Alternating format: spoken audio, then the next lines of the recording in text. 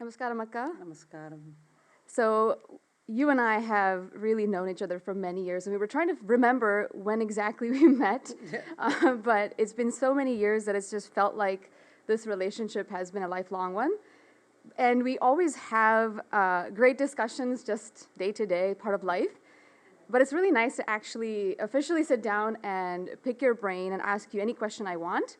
And you cannot say no because I can't say. because we have lots of folks here wanting to learn more from you, your work, and just how you've come through this journey up to this point. So, thank you so much for sitting down with us and sharing this with us. So, as you see, we have some really young students in the crowd here, really with their ears open in understanding how you began your training, what your upbringing was like, because I know that they're at that stage now that is really exploring what they like, what they don't like. A lot of it is based on what their parents are telling us. So can you share more about when did you actually start learning Probably arts? about 4.5. How old are you? You're the youngest, I think, in this group? 7. I was 4.5 when I started. But I started because my teacher was my neighbor. I mean, few houses down the road. And also I used to, like everybody else, I used to just dance to any music. I think most kids do that. That doesn't necessarily mean you'll become a dancer. But I did what most kids did. And Dhananjayan sir happened to be my neighbor, so my mother put me there. So we do come from a family of artists. So yeah, that's how I started. And it's like anything you learn, the first few years are really very, very boring, right? Because it's one thing to enjoy dancing, and it's one thing to be trained, doing the same thing again and again and again. But we were a group. So the group dynamics worked, that I didn't have to, in that 1 hour of class, my effort was probably 5 minutes, because by the time they correct each students, we had chance to be floppy and sloppy, and we were allowed to be all that because we were children, and we heard a lot of stories, and we would listen to a lot of music. And yeah, I was always exposed to a lot of music.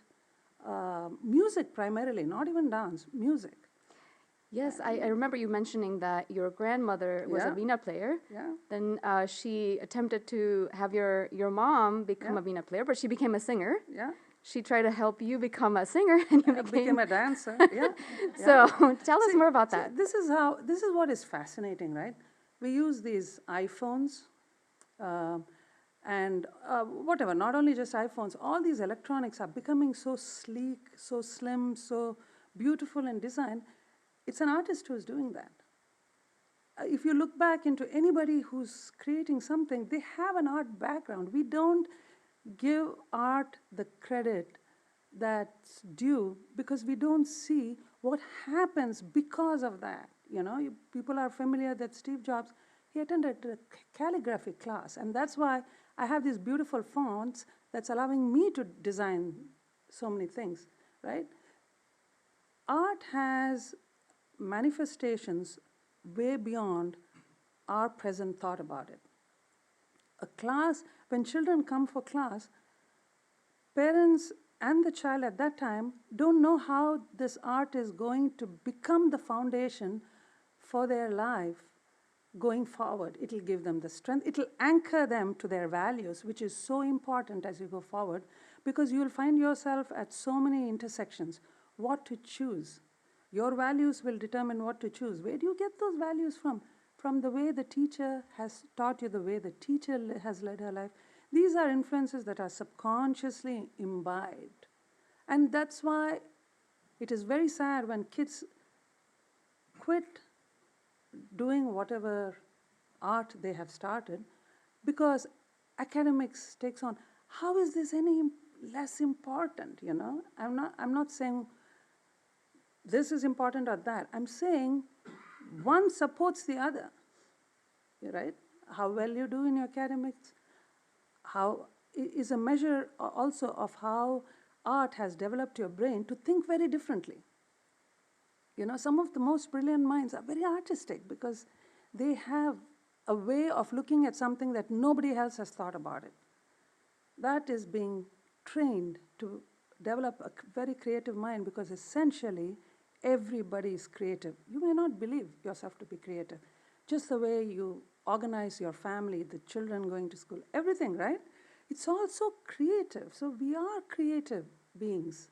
And to explore that as a lifelong journey is of so much value, right? Now, this child in front of us is sitting with his back straight.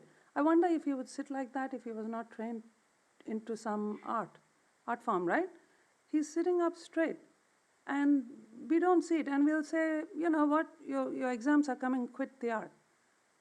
And with that, this will come into play. And then we want him to straighten his back as a standalone practice, rather than just making it a lifestyle, right? Art should become a lifestyle. You should have an attitude that you're being trained to a way of life.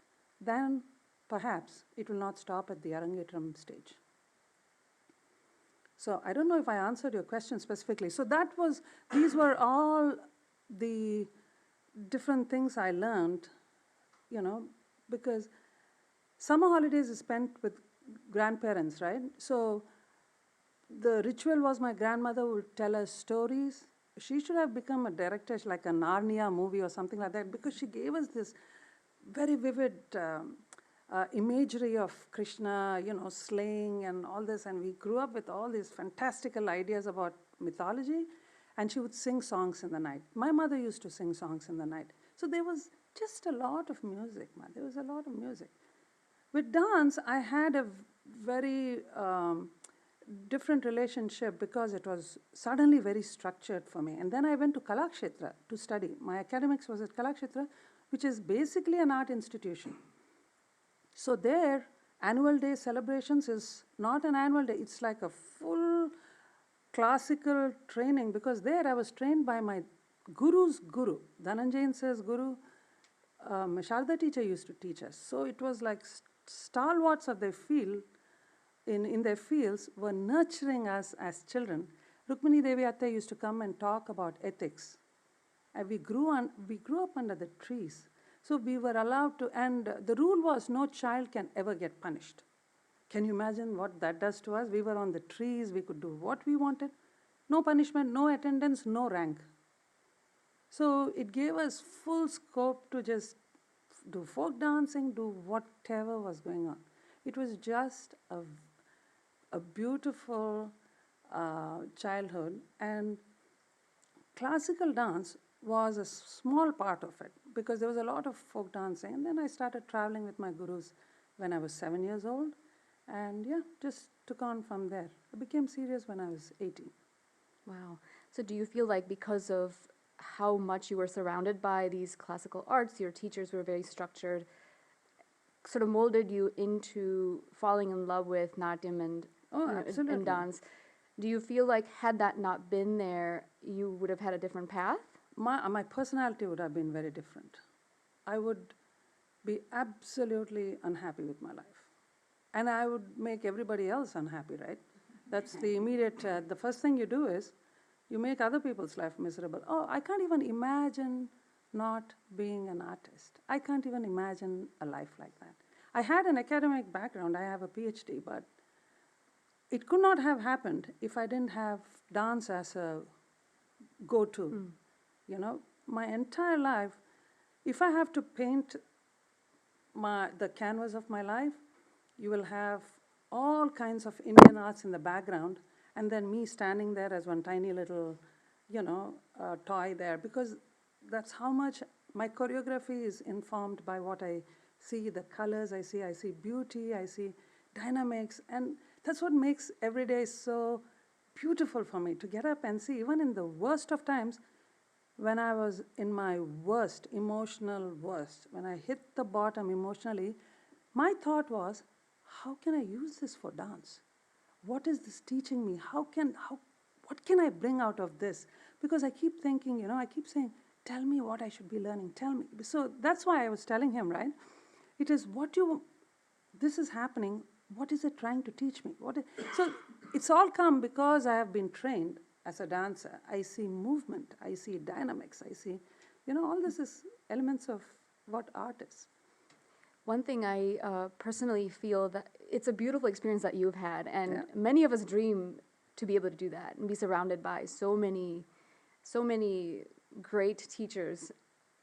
Being in this country, being what I feel like so far away from that center of the arts that we practice, how can each of us sort of take on that type of lifestyle, or how can we infuse that into our lifestyle, not having as strong of an influence with our surrounding? That's a good question. I think you have so much of exposure now, YouTube videos, but you have to really sometimes disconnect yourself from what the media is offering and do the real work of learning from a teacher directly. There is no substitute for that kind of learning, because what you're learning is just not the art. It's an entire culture. It's like when you stay with your teacher, you know how they're developing, what they do in the mornings, the sadhana they do. You see that and you're inspired by it. That's the only way. You need to connect with people who are your gurus, and you need to be, again, learning, exploring. It's a self-exploration. End of the day, after a few years, mostly by the time they go to college and all that, it becomes more a self-exploration and coming into your own, because till then you're trying to mimic your teachers, do like this dancer, sing like this person. But it's only when you are physically going to workshops, go to as many workshops as you want, learn, and then you unlearn everything, and then you come into its practice. It's practice and constantly being in the presence of your teachers, going to workshops, learning, asking questions, reading. It's just not one thing. And here also you have fantastic places to go and learn. I was just telling Arjit sir, what he is doing is phenomenal here. The kind of students that have come together, the culture he's built. There's so many places like this, so many teachers who are doing this. Right? But you have to take the time, make the effort to be part of it. That's a great point. Yeah. And so on that same thought, going back to the young age, did you always have that motivation? What kind of a student were you? Many times I was very close to stopping. But the thing about Dhananjayan sir was, he was very strict. Especially when we choreographed, we would stay there for 8 hours not knowing when we'll go back home, right?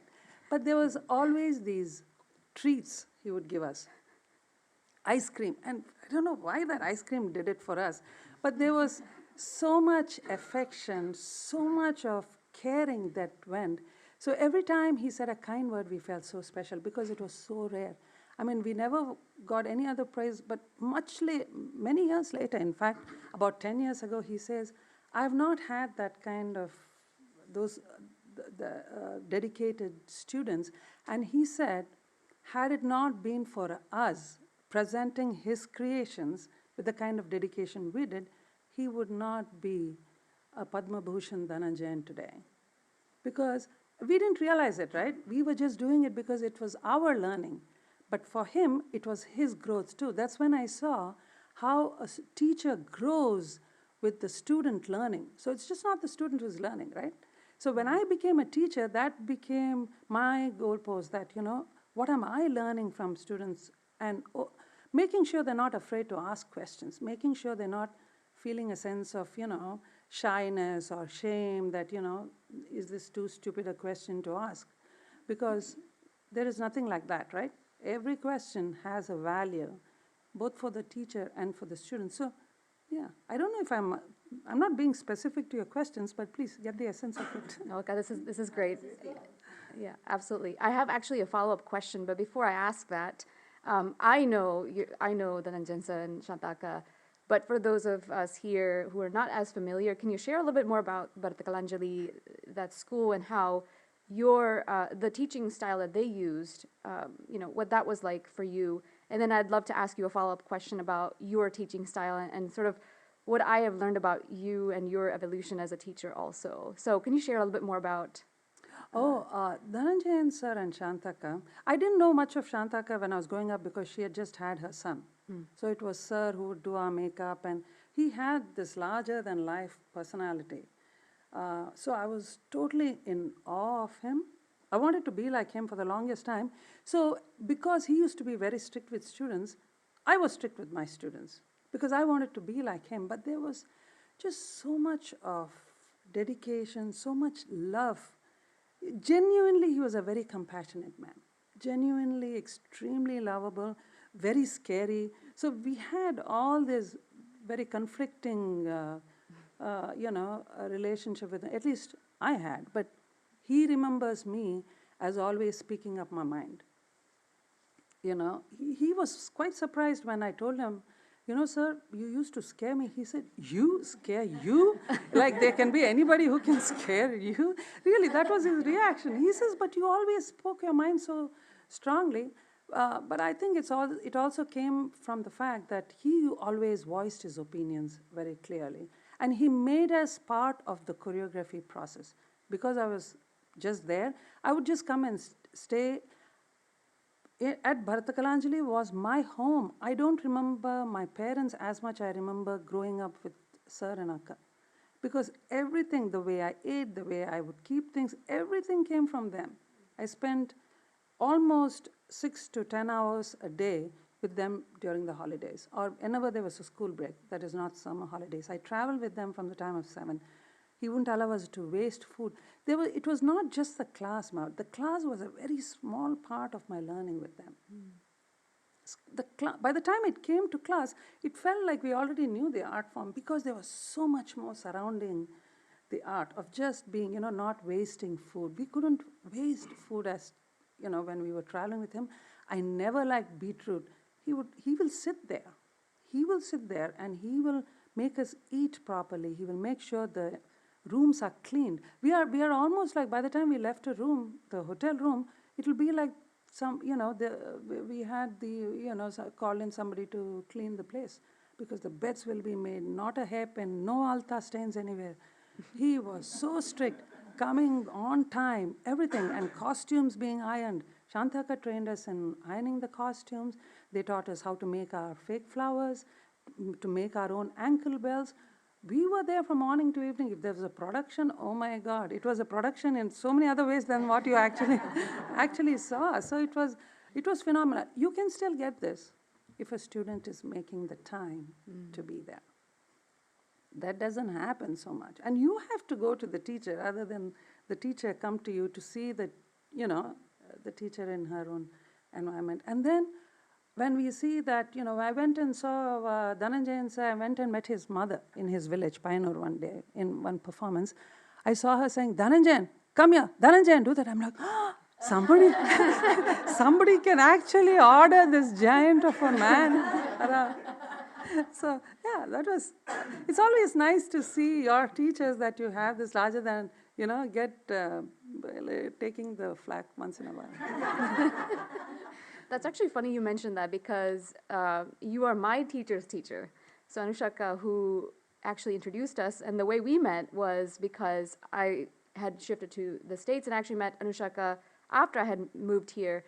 And there was a stage in my life where, she was not able to support me in my arts and my growth as much as she would have liked to. And she connected me to you. And so since then, you've been that guru to me directly.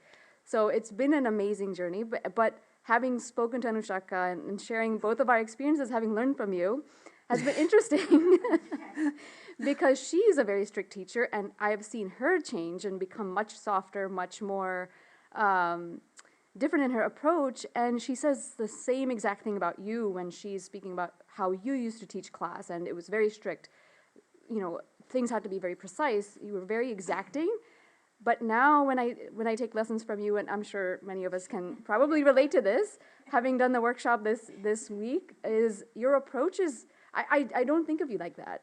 It's very different than what Anushaka has described. So How do you feel like you've changed? I'm going to start tearing up now. One of my greatest, biggest regret as a teacher is this. If there is any student anywhere that has felt poorly about their dance because I said something out of my expectation, I wish I could go back and apologize to them. My biggest regret is I will never know who the students are because they're not going to come up. They don't talk like me. I would go up and tell somebody, you know, you messed with me. But if I could go and, because I realized much later with the art that everybody comes into it for different reasons. Not everybody wants to be on the proscenium stage performing. Now with them, I can be exacting. But there are some who come there for the fun of it, for the joy of it, who are physically not capable of doing what a professional wants to do, but because they all come in one class, it's like I train them all. I used to train them all with that sense of they're going to perform tomorrow and they need to have it as like a discipline. Kalakshitra is very strict.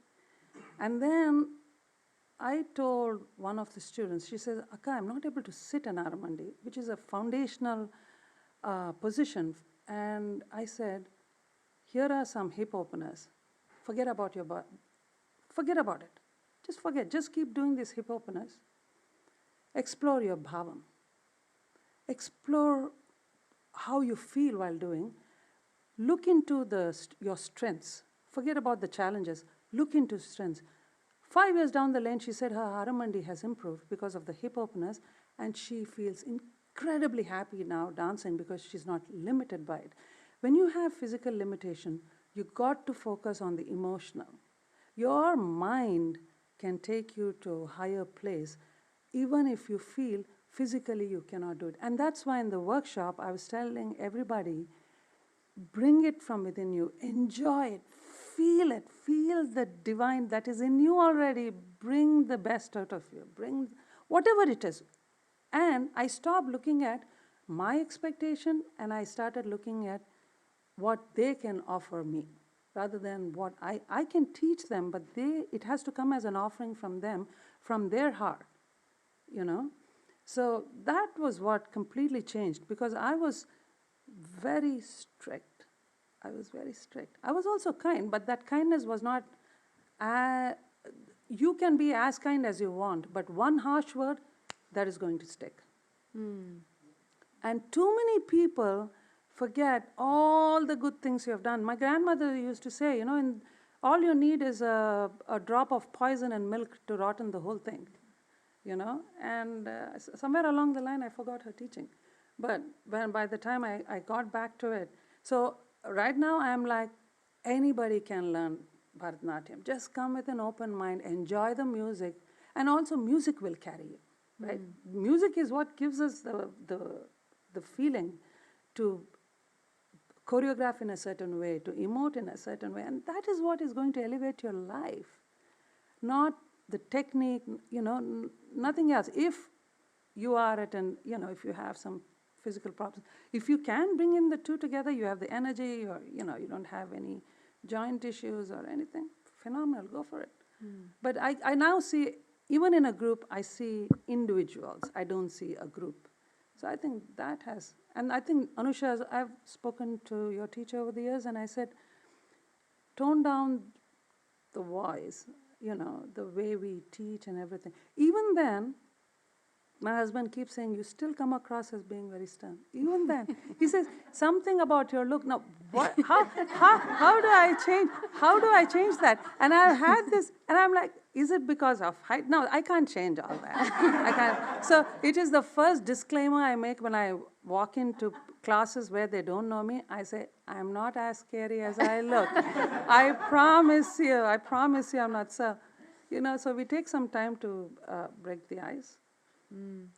As I'm listening to you speak about how to actually inspire enjoyment out of the arts as students are learning, I always find myself sort of in a battle of how do I help them meet their highest potential without being harsh.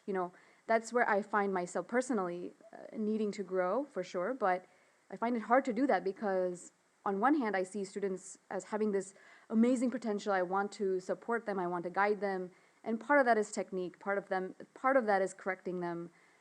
What is your suggestion on how I could make that, bridge that gap where I am wanting them to be very exact and have high standards, but do it in a way that it's not so harsh? I think it is always helpful to know what the students want for themselves. What is it that they want out of it? What is it? That was a question I asked. What is it you are all expecting? What are you seeking? Normally, when there is a longing, when there is a seeking, when there is a learning, we are trying to connect something deeper within us. That's why we do Sthai Bhava, right? Sthai Bhava is emotional. It's not feeling. I will feel lonely, but what is that? Emotion is one of a disconnect somewhere within me that I'm not feeling really together, right? That's why we are looking for external sources for the connections.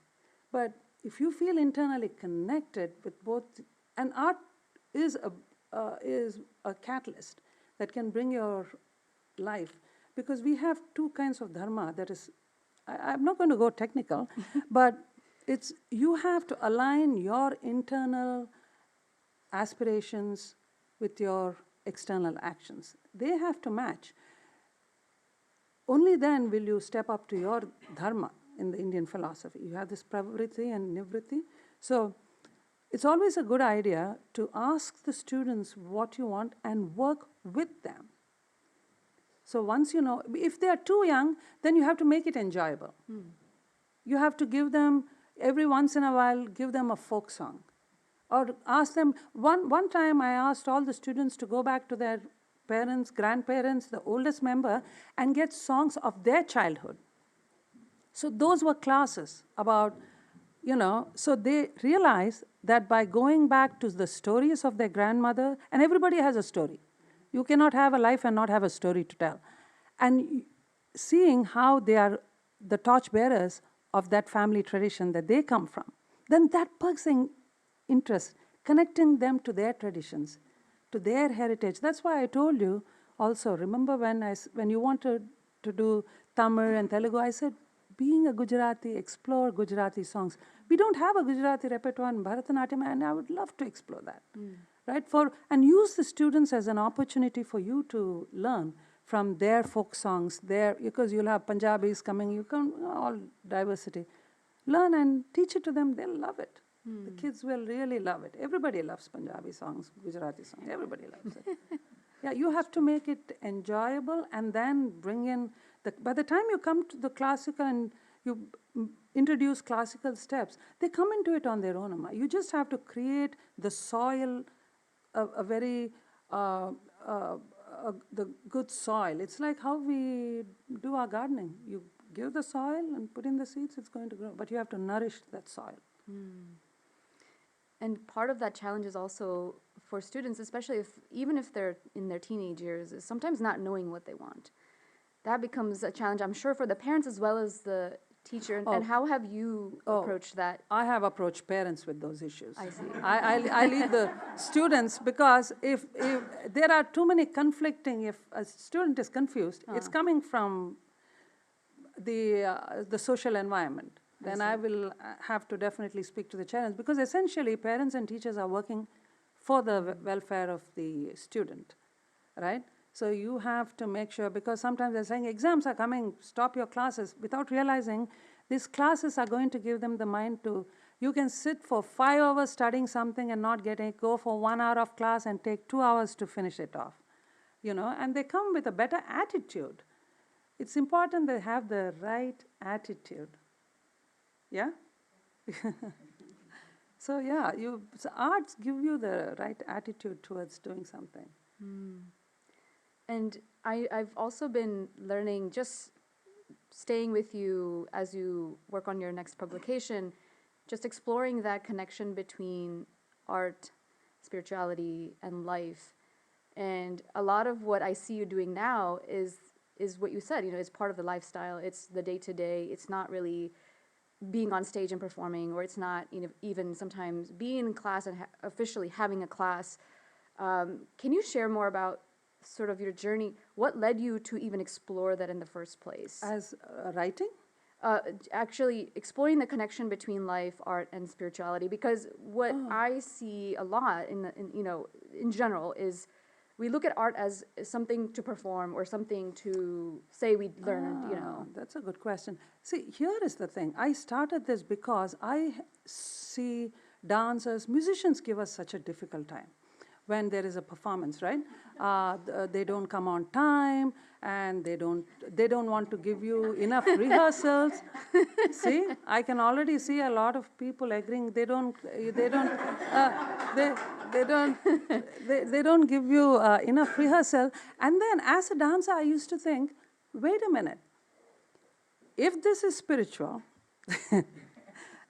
aren't they also doing a spiritual practice? So what does spiritual mean if I have to beg the musicians to give me enough rehearsals? Isn't their music, is it any less? You know, how is it that it is more important? Shouldn't we all want to practice? Shouldn't we all have, you know, the concept of rasa is so magnificent. I mean, the kind of minds that create these theories based on real experiences, it's never going to happen unless everybody comes in with the same wanting. I want to practice. I have to practice. It should be everybody's. So I was just saying, then I said, one day I went up and I said, you know, there was a Sir's 50th, Bharata Kalanjali's 50th, and I walked up to the stage and I said, no art is spiritual. And I said, who said the arts are spiritual? It's not, the art is not spiritual. I am bringing my spiritual divine essence into the art. And how do I bring the essence into the art? By following some simple rules. Practice. Abhyasa vairagya abhyam. Abhyasa, practice. Non-attachment. But how do I get all this if I'm caught in the thing of performance, and he will say, no, do only on Tyagaraja Kritis. But I want to do other things. And then I'm bound to it. Then there is a time bound. So I broke away. 15, 20 years ago, I said, I'm not performing. I don't want to deal with other artists. This is the sad situation. I don't want to deal with artists because I said, if it is spiritual, I should be meeting beautiful people. People who come on time, who respect other people's. Coming on time is simply a show of respect, right? People who want to do this together, who want to become better human beings. That is what art is. That is what spirituality is. An unfoldment of your spirit. Upping your consciousness to the next level, right? And by the time, in the process of research, I used to have very strong likes, dislikes. We used to be very opinionated, angry, all this, you know, volatile temperament, all that. But how it has slowly calmed me down, and I see so many, I am enjoying different voices now. I enjoy when people criticize it. Even if it is harsh, I take it as their point of view. It doesn't change how I'm doing it. But I'm just saying, you begin to embrace people more and more. And I wanted that. Can you imagine if as a community, we all came together with that attitude of let's all do this together with the best of efforts, so something beautiful, life-changing comes out of it. You know? So that's when I started exploring how I can become a better person using art as a tool. And yeah, that's been my journey. And I'm not a writer. I could not write an essay. I could write letters, but not an essay if you gave me a topic.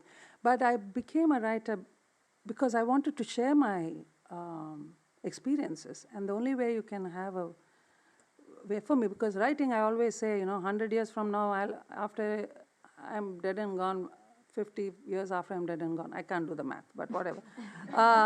That book with my name is going to be there, you know. So I started learning to write, learning in the sense to get better at it.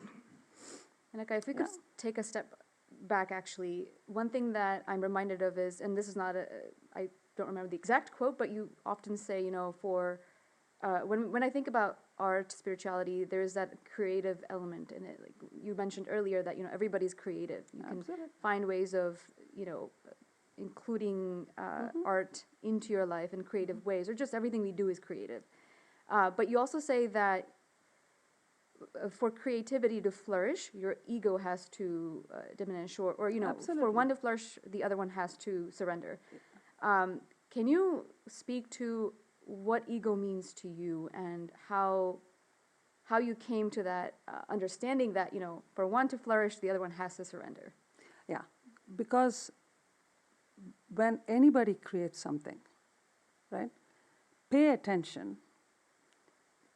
And what is going to happen is that when I'm creating something, and this happens to everybody, when I say I'm speaking for everybody, there are certain things you're doing.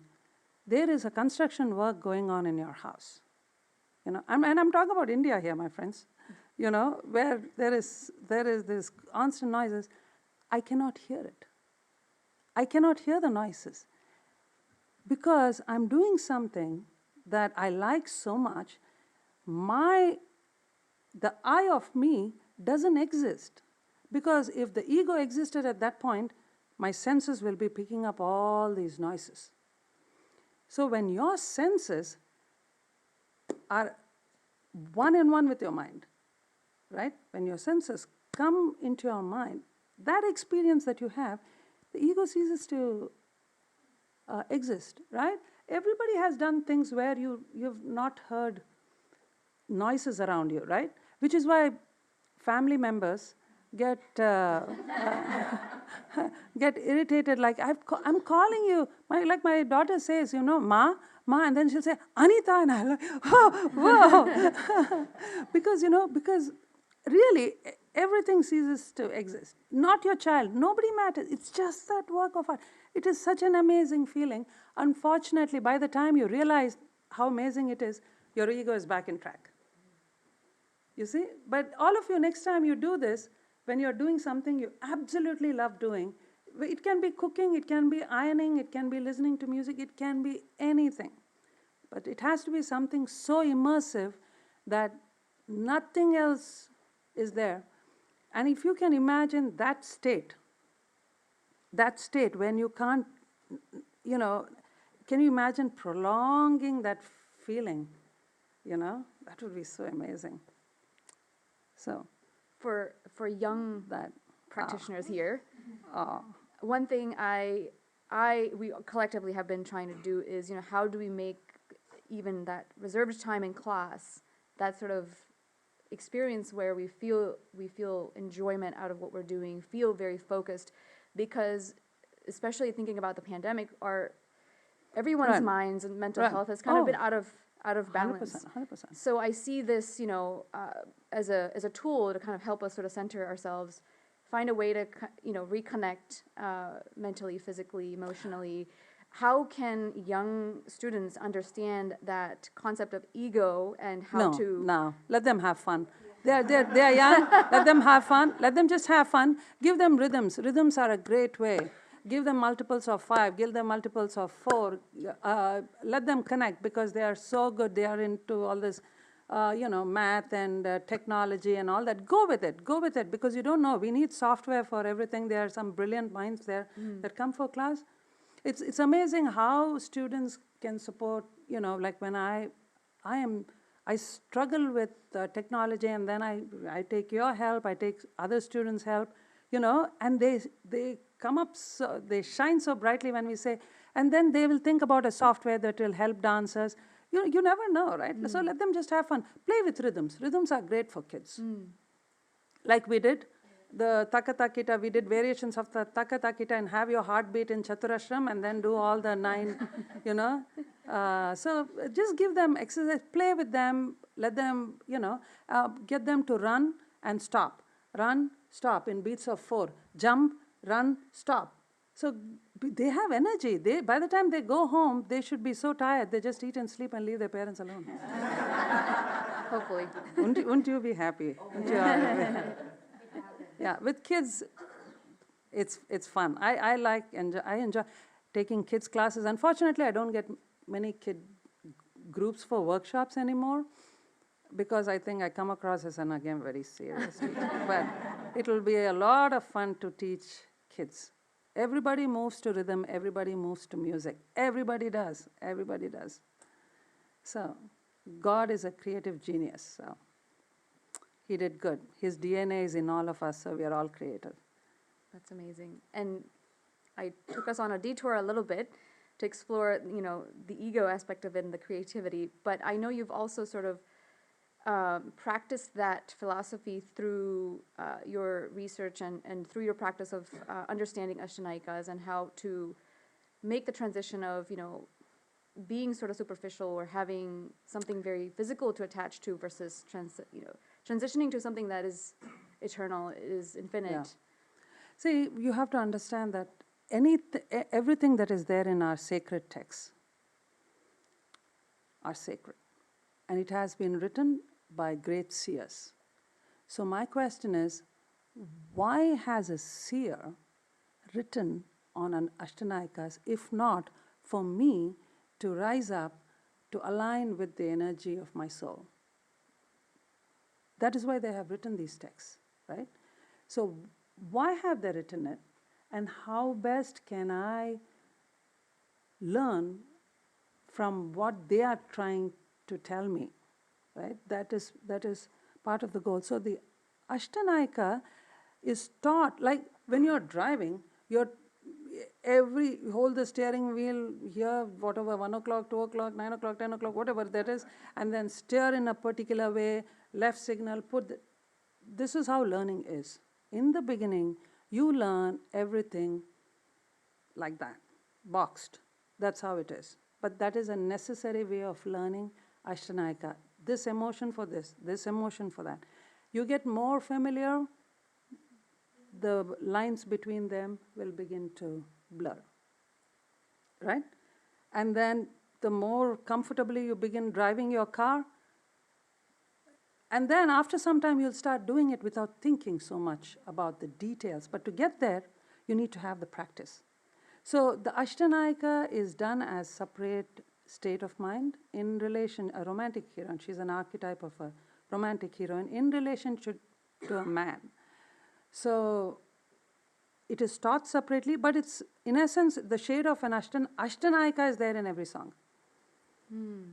At some level, there will be one element more potent than the other, maybe, but essentially the shades are, the colors of Ashtanayika is there. Even in, you take somebody, pangs of separation, she's going through, or somebody who's very angry, she's angry because of the separation she has felt. There is a cause effect going on there. So if you look at every song that we do, you can see elements of other Nayikas play.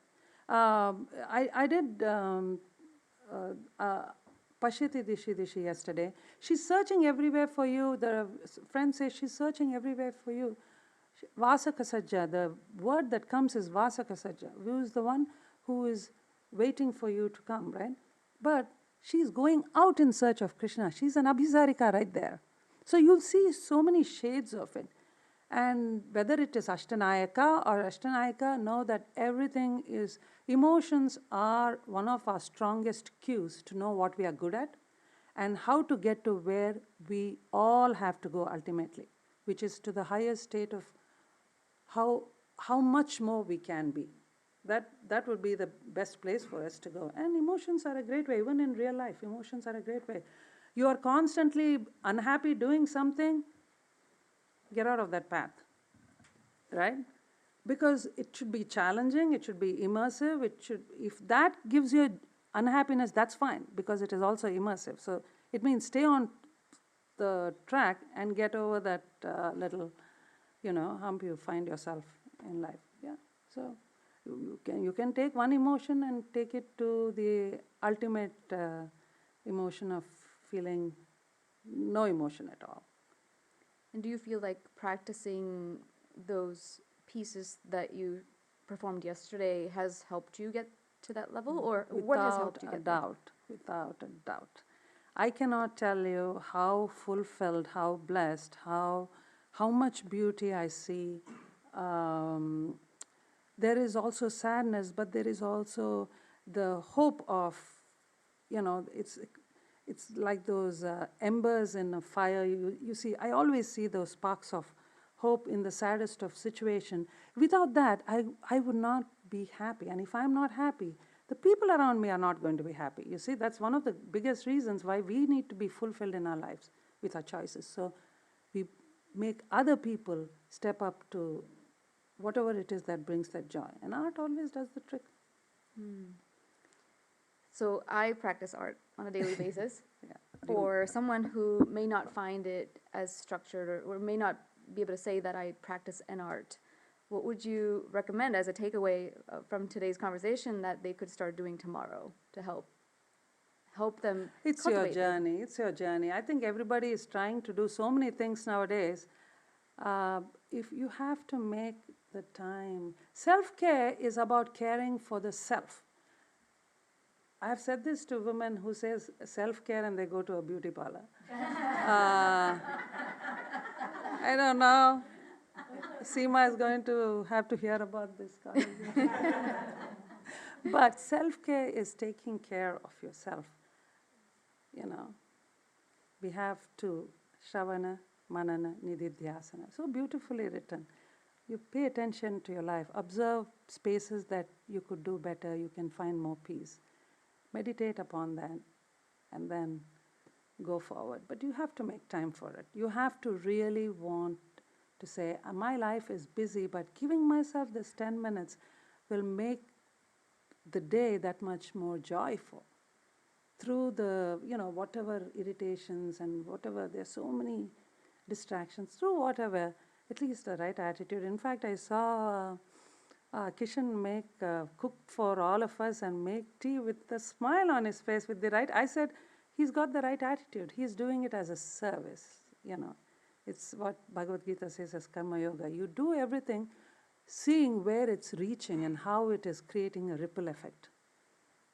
That attitude also reduces the burden on ourselves, right? If I look at cooking, everyday cooking as a chore, it's one thing. But if I see, because of the time I'm spending in the kitchen, my family is healthy. They are eating nutritious food. It changes the way I'll prepare the food, right? So it's just the way we approach. You have to just approach it saying, I'm going to use this art to make me. It's the way you approach it.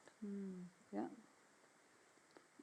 Your journey is incredible, more than I will probably ever achieve, but you will, in your own way. That's right. Your own way. We all do our best in our own way. What does the next step for you look like, or is there a next step? How do you see yourself Oh, evolving? I have no idea actually, and I enjoy that. I travel a lot. I don't know. I don't want to know. The goal is to at some point publish the book I'm writing now. But there is no timelines. It will happen because it's evolving very beautifully. It's teaching me a lot. I have no idea. But I want to be more and more. I spend a lot of time with Anita, so I'm enjoying to know her. I'm getting to like her more and more. Yeah, that's important, right? To really like yourself. Imagine if you didn't like yourself. So, yeah. Yeah, I do. I don't know what I'm doing next, so we perhaps can take some questions. Yeah, absolutely. I didn't plant any. Yeah. While we're on the subject of your publications, can you talk about your work, what is out there, and what inspired you to take up those books? I know Abhinay was one of them, the illustrated version of it. Correct. So Yeah. what inspired you to take up those projects? What are other projects that you have done? Where are they available? Abhinay Darpanam should be there in Amazon.com. And there's another one for children that my student Pranita in Germany, she came up with a small coloring book. In fact, I told her to do a thicker coloring book on folk dances, with bigger, because this Abhinay Darpanam, they finish in 10 minutes. You can't stop a child from finishing a small coloring book within a day. So this book is on desires. And it started, there was no inspiration for it. There was only this. I started studying Patanjali's life as a yoga practitioner. And I followed his journey to the temple. Watching that huge Chidambaram temple, the idol of Shiva there, aglow with all the lights, it's it's beyond the world feeling you have. And it just so happened on that day there was some kind of a strike, and there was nobody in the temple. There were like 50 people and some cows and dogs lazing around there. I went there and the priest said, you can stand as long as you want. This is one of those like Tirupati Jaragandi type place where they actually said you can stand as long as you want. And I could just think, my goodness, what did it take for a sage thousands and thousands of years ago to walk through dense forest to come and see a cosmic dance? We don't know if the cosmic dance is of, different things happening in the sky of the planetary system, or if that seem like a dance, right? Sometimes clouds, everything seem like somebody is moving when you watch clouds. So we don't know if it is that. The auspicious energy, because Shiva is auspiciousness, we don't know if it was that has come to us as Shiva's cosmic dance, like a person actually danced, or if an amazing yogi danced. We don't know what happened there, but for him to have manifested his desire, I want to see this, and to have walked thousands and thousands of miles was so mind-blowing for me. As I stood there in the temple, I started looking into desires. I actually went there to research on Patanjali, but then when I went and saw what kind of a desire takes you to this place where I have to manifest this. So I started writing about desire. Yeah. So that's how. So sometimes the inspiration comes not directly, but somehow through, so many. But to be paying attention to those little things that is interesting you. That's why I keep saying, observe your thought. It's so interesting the kind of person you are if you follow your thoughts. Yeah, we had one more. Yes. Where was your favorite place that you traveled to Peru? My favorite place is the first place we went to when I was 7 years old. After that, I've been to many places. We've been to Russia, then I went to Iraq, came to the US a few times. But my first, because I used to waste. I never used to eat everything my mom gave me. That was the first place I was forced to eat everything, and I realized that how many people did not have the privilege of having food placed in front of them. And I used to make this big drama about eating vegetables. Perspective changed. Yeah, I typically don't waste food unless somebody, in spite of me saying no, even then you try to put it out for somebody, some animal to eat it or something. But yeah, that was being with Dhananjayan sir, actually traveling with them, you learn a lot about discipline, time. He also used to make a very big noise if our shoes weren't arranged properly outside. They had to be, yeah. We had to iron our own clothes. I never ironed my clothes. My mom did it. Right? So yeah, my first trip to Mysore with Dhananjayan sir changed my life. Yeah, you never realize, but we owe a lot to our teachers. All teachers, including parents, and we really appreciate that as we get older. Yeah, that doesn't mean I don't fight with my mom. I still do. Yeah, I still do. We still have. I think she had it.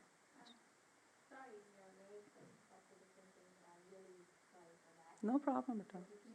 Thank you for coming. Thank you for coming. The question is, like, in a 1 hour span of time in a week, how much can you expect from a teacher?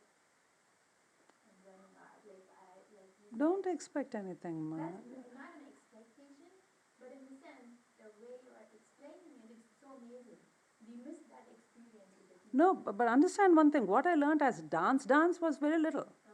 This is what I'm trying to say. And the thing is, art is a qualitative experience. It's not a quantifiable art, right? So how much did they learn? I would rather say, how has my child emotionally benefited? How happy is she? How much happier is she because she went for that class? I think looking at the emotional well-being of our children is, especially with art, because it gets very taxing, the physical. So it has to be made easier, for them. And then they come into it. They understand it. They're way too intelligent than we give them credit for, yeah? Yeah. But how did you get that rounded experience?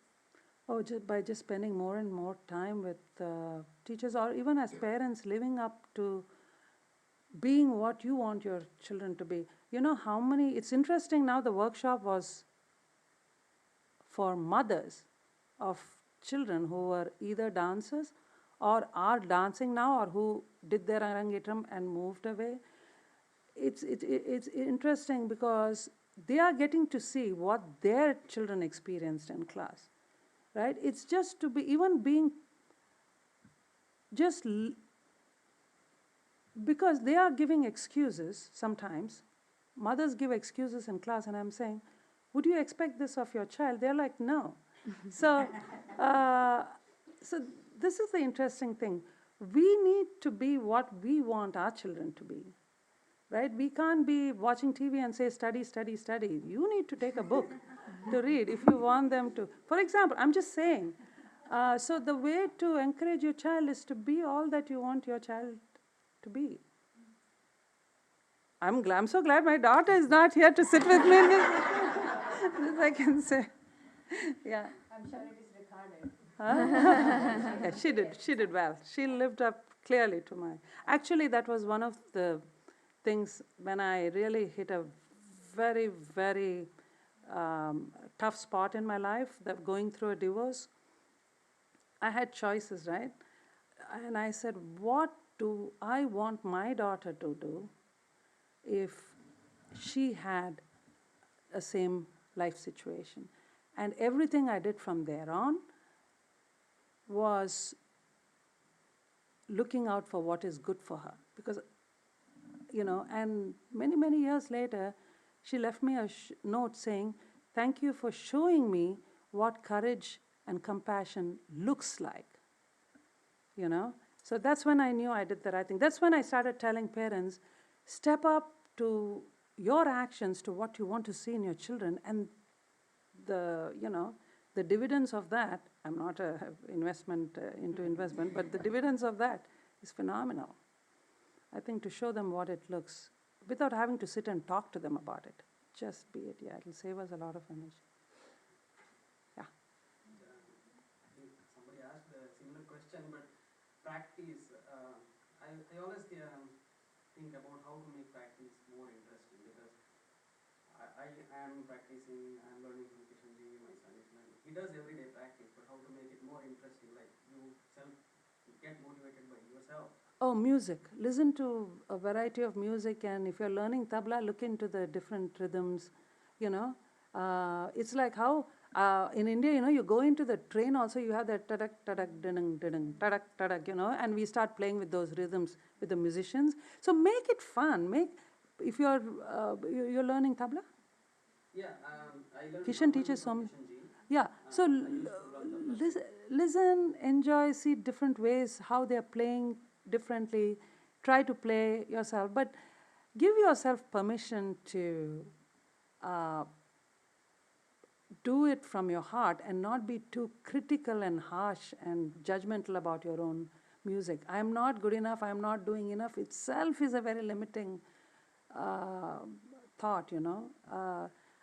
I always say the day I go into my studio and do one namaskaram, do 2 steps, I'm like, good job. Because if I have to motivate myself, I have to keep wanting to go to that place, keep going. Today 5 minutes, today 5 minutes, tomorrow 10 minutes, to 15. Then it's a habit.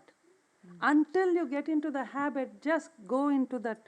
It's what we do with yoga practice. You go onto that mat and don't do anything. Yes. You know, but you have experienced that? Oh yeah, so if the day I misses my 1 hour yoga, even if I can get my 12 Surya Namaskars, like, okay, good. I did something. Yeah. 10 minutes, be done. Right. Right. So just give yourself first permission to enjoy what you're doing.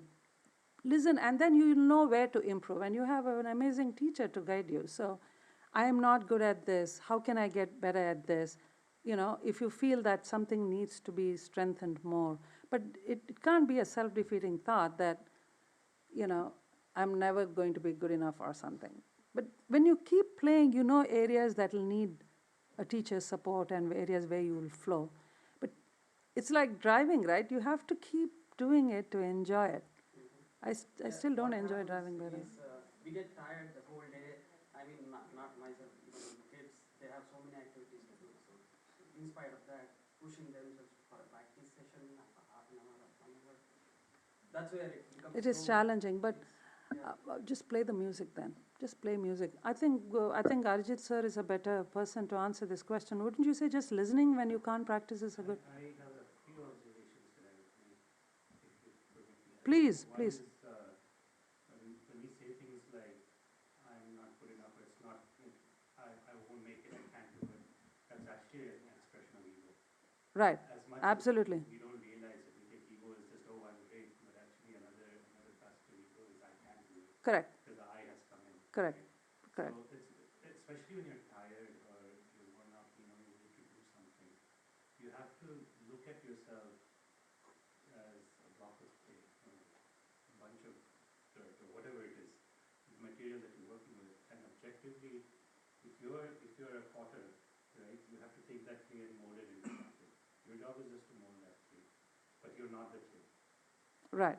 So when you're tired, you just have to say, okay, this is the soil I have.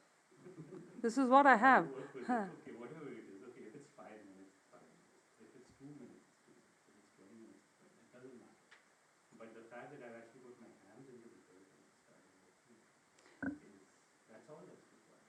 You know, I have to give you an example that I also mentioned this in my book, because my book is really about my experiences and those of people around me, right? Because I don't want to write about something I have heard or anything that is secondary. I'm going only with my primary observations of people.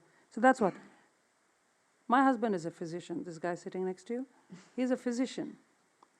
When we got married, he would work, not because of we got married, but it's a standalone. This is standalone. He will work. He will leave the house around 6:30. He will come home around 8:30 on an average. He will get on a treadmill with a 30-pound bag on an incline, and he will be on the you know why? Because he wants to climb a certain mountain. And the drive is so strong, and that's where he kind of, it's one way of relaxing. If you can look at art as a way of relaxation, that is also very helpful. You know, it's the approach. If we go there thinking, unfortunately for all of us, we think TV is relaxation. But we don't understand, we don't realize how TV is depriving us of our emotional energy. You know, every time that heroine gets, or whoever that character is getting stressed, we are getting stressed along with it. So there is a lot of emotional, unnecessary emotional energy drain there. You know, it's like a prana leak. I call it a prana leak. Really, it's like, you're reacting. But if you did something like practicing, saying, this is going to be my relaxation time, it's phenomenal. And he actually scales those mountains and he comes back. Yeah. So you need that. Yeah, what you're saying is absolutely right, because my work has been very busy, and our folk class is at 8:30 on Tuesday nights. By that time, we're burned. I mean, all of us working women here. But that 8:30 to 9:30 is when I push myself to go to that class just to de-stress. Yeah. I have a fun there, relax, then I go back and work again. Yeah. So what you're saying is absolutely right. It really helps clear the mind and, enjoy that 1 hour and Right. then go back to work. Right. Right. Because I think where the issue starts is if we have expectations. Correct. That is the problem. Yeah. Yeah. That's why we have to give ourselves that permission to say. And it's usually, it's not going to be the case on most days. Right? If you come in with this idea that Correct. I will make this great progress, Yeah. right? Yeah. Setting yourself up for failure. Yeah. Yeah. If you walk in with, okay, this is where I am. Yeah. I have Yeah. 20 minutes, and this is what I'm going to work on. Yeah. As long as you work on it, it doesn't matter. Like doing that. Right. Right. That's true. Yeah.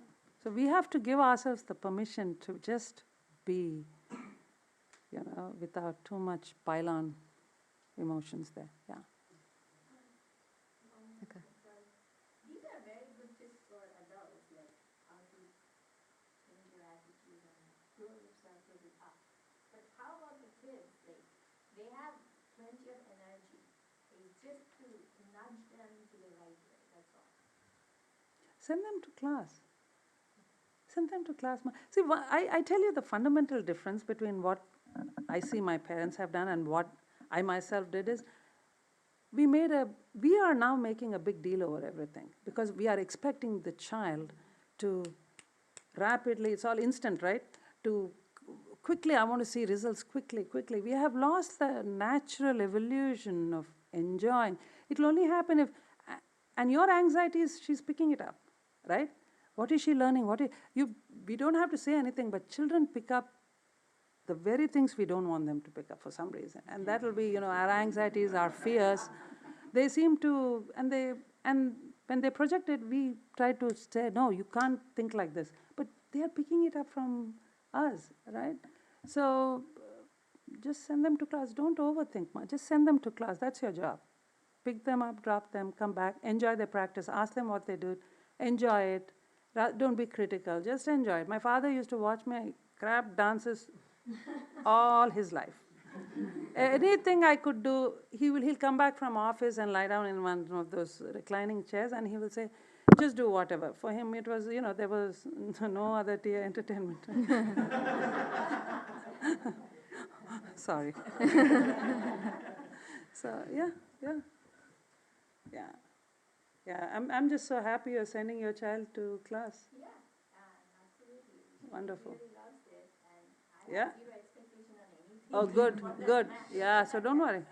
She will come into her own with it. Yeah, they all do. Oh, Parvati has a question. Yeah, I have a question. Akka, I'm just curious. You said that when you were younger, you considered quitting at multiple points.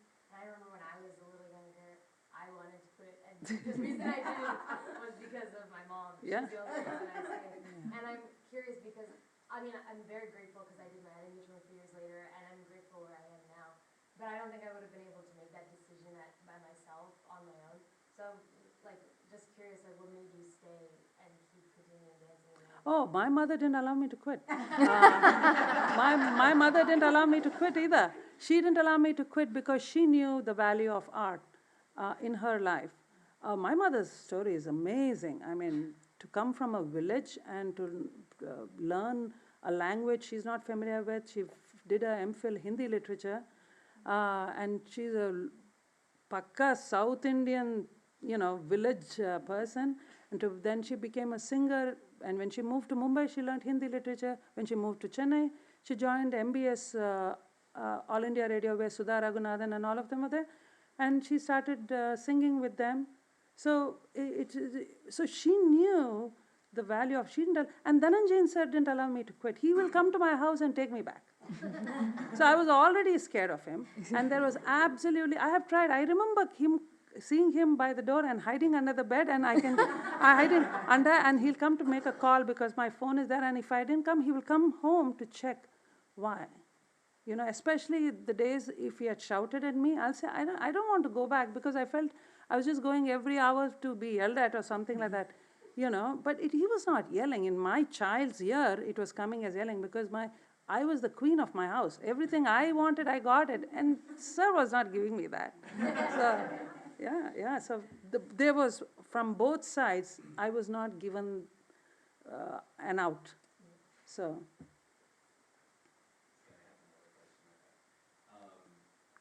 For the handful of us musicians in the room, what should the relationship between a musician and a dancer be? What is the role of music in dance as per your thought process? Oh, there is no dance without music. Wow, I can move, but there is something going on, and that is music. Rhythm is also music. They're all one, right? I find it very hard to disconnect one with the other, because I move to the music. My expressions are better when I get that, when the singer, that's why I give the singer the word-to-word meaning. I tell him my approach to the lyrics. And I create, for the project yesterday, I had the singer sing without any musical accompaniments because it was for a camera. I didn't need mridangam, rhythms and all, because the rhythms are already there in the head. I just wanted the purity of the voice to carry me through. Oh, we are carried by music. Yeah. Yeah. 100%. I would love for them to know that when they sing for a dancer, they are not in any secondary place. You know, it's only because of the way the stage is designed, they sit the way, but given a choice, I would put them in an angle and I would dance at an angle, so they don't feel relegated to, you know, some side as accompaniments. They are major support. Yeah, I would just love it if they felt it was their own performance that they are singing for, you know. The only thing is, you know, we have to tell them to, we have to give them how many times, like, and they don't have a free rein, you know, for mano dharmam, mano bhavam to come forth all the time, only in the beginning and towards the end. So normally the cue, when I speak to a musician, I say, sing in your style, but I would like it to be like this. And where I need a little more strength, I give him. I'm with him, you know. So it's essential. We have a very close connection with the musician, and it's not. That's why with Kalaksheta, they used to have only one set of musicians all the time. There was no changing. So they became so tuned. See Balamma's dance, Bala Saraswati's dance. The singer, she herself was a brilliant singer. If she didn't sing, you know, they had a complete perfect match between the singer and dance. Only then can you even look into the spiritual aspect of dance. It just doesn't happen otherwise. Otherwise, it's just a performance. You get some wah-wahs, you're done with, and next day, you know. But for it to really stick through as a lifelong skill, there has to be more going on there. How much should a dancer know about music, and how much should they be pushing? Oh, the dance, we have to have a very strong foundation in music either. At least to be able to guide somebody or to know when something works for you or not. To that extent, you should say, because if you sing a song and I say, you know, can we have a different raga? If I don't know what it is, I should be able to say at least what I don't, what my preferences are. Let me put it this way. I should at least know where I'm coming from and what rag will support that emotion. To that extent, then the musician already very trained, you know, normally can then suggest. Yeah. We don't have to be great singers nowadays because time to be a dancer itself, so many questions we are getting. We put music too. We talked about this in the meeting we had like a week or two ago. I'm sure you have a busy schedule, like with your workshop and all, and I requested if possible, if Anita can please do 1 or 2 hours workshop with the kids, just to, you know, tell something like, you know, from your perspective, so that the kids can hear from you. I know this is like, you know, a nice talk, but then just like a 1 or 2 hour workshop that they can be more motivated. I can see like, you know, how Shree has grown like from few years ago. Now, like when they're like interested by themselves, like they practice so much, even like when I comb her hair and the bus is coming, she would just please Shree, like, you know, can you please stand still for 1 minute? Yeah. So that's really like very happy to see how your kids are like getting interested. So Nice. if you have like some time, I would really Yeah, appreciate it. next time I think Bansari packed in a lot of things this time because she wants to learn. She keeps feeling that she doesn't get enough hours, you know, Oh, yeah, because there's I'm so much to explore, so much. She has many performances along with yeah, kids Kishan, like yeah. tomorrow, one next week, so yeah. Yeah, so yeah, it's been busy, but surely, yeah, I would love to work with children. It's always fun. So Yeah. I'm going to hold true that. Yeah, definitely. Kids are always, I was about to say way easier than adults, but then. Actually, that's true in a way. They don't come with pre-packaged things. They're like a fresh sand. You can mold in things. Yeah. They don't come with a pre-loads. Any more questions? On the physical health front, any tips to build stamina for long performance? I wish Because I most knew of our that performances myself. are what, 5 minutes, 7 minutes? We're working on Malhari. And we're like a minute That's and a half tough in. one. That's a tough one. That's a tough. A minute and a half, we're like half power. You have to just keep doing. That is one of my. That is one of my own challenges. That is my challenge too. Bharatanatyam performances, Yes. what would you? Oh, that is one of my challenges too. Is to besides practice, I don't know what else to. I don't know, but do a lot of conditioning. Don't hurt your joints. Yeah, that's all I say. Because pain is one thing that will push us back. Way too behind. So. But I think with stamina, especially with classical, is not just physical stamina. It's like the mental and emotional stamina that actually takes up more energy. Yeah. It feels than doing some fancy jati or something like that. Like expressing takes so much out of you. So I would agree. I'm not saying that I am great at practicing the way I should. That's why Aka's here to push me. But but I think practice is the one way to get there for sure. And earlier when we were speaking about practicing and how to sort of stay motivated, not to divert again, but I was sort of realizing that even practicing with knowing that some practices are going to be really terrible, like I'm going to do a horrible job that day, is okay. Just It's not okay, my Yeah. friend. This is what I'm saying. Just enjoy it. Do not go into a practice setting yourself up for failure.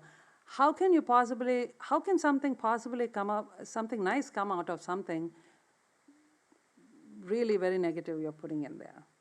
I mean, you're going to get what you have put in, right? So you have to enjoy the art. We have to first look at art not as a structured this, but a seamless creative endeavor that you're doing for your own self. Start there. Just enjoy it.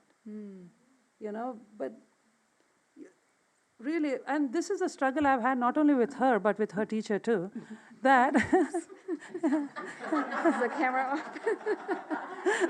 is that, they have this idea of being these perfect dancers, perfect teachers, perfect at everything I do.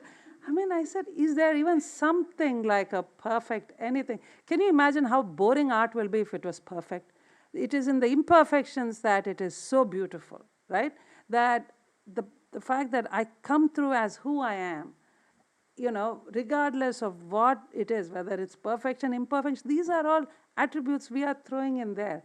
Just go there and enjoy what you're doing. It's amazing that we have learned something that will allow us to explore who we are. Just go there and do it. We have to let go, even with our looks, with everything. Trying to be a certain type has become such a problem. We are, in fact, carrying it a little bit too far. Just go and enjoy it. Everybody, enjoy your art. Just This makes enjoy. our practice at 2 o'clock much easier. Enjoy it. It's going to be all fun. Yeah. No yeah. work. Here is. Have fun. Yeah, you're enjoying it, yeah. But the thing is, here is the thing about enjoying. You will know how much effort you put in it, right? After a practice,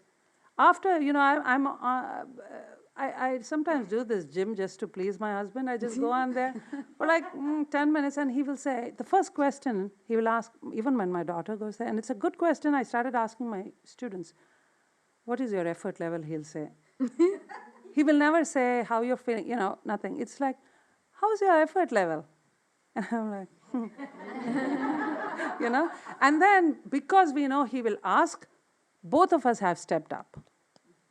Because we know he will ask that question, and we didn't want to be in that, 4 on 10. We wanted to up the game, because when you start articulating your effort levels, automatically you will put in more effort. Because sometimes we are not putting an effort. So you can only go in there saying, I'm going to put in my best effort, whatever it means to you. But you have to come out knowing, only then you'll feel happy. Otherwise, there's this nagging sense, I didn't do well. You know it. It's there in your conscience. That will nag you. You know, so the thing is to enjoy what you're doing with the best of your efforts. So I will throw an effort there. Yeah, that's important. Yeah. No questions? Okay, this was amazing. Thank you so much for sharing all of Thank this. you, And thank you. it's been really great to actually have Yeah. our team here to ask you questions, and we hope that we continue to be able to do this even Absolutely. informally, you know, when we have class. And so Absolutely. Thank you Yeah. for having me. Thank you all for your time. And thank you, Arjit sir, Kishan, for organizing this. It's such a pleasure to come here and see all of you. Thank you. Namaste. Namaste.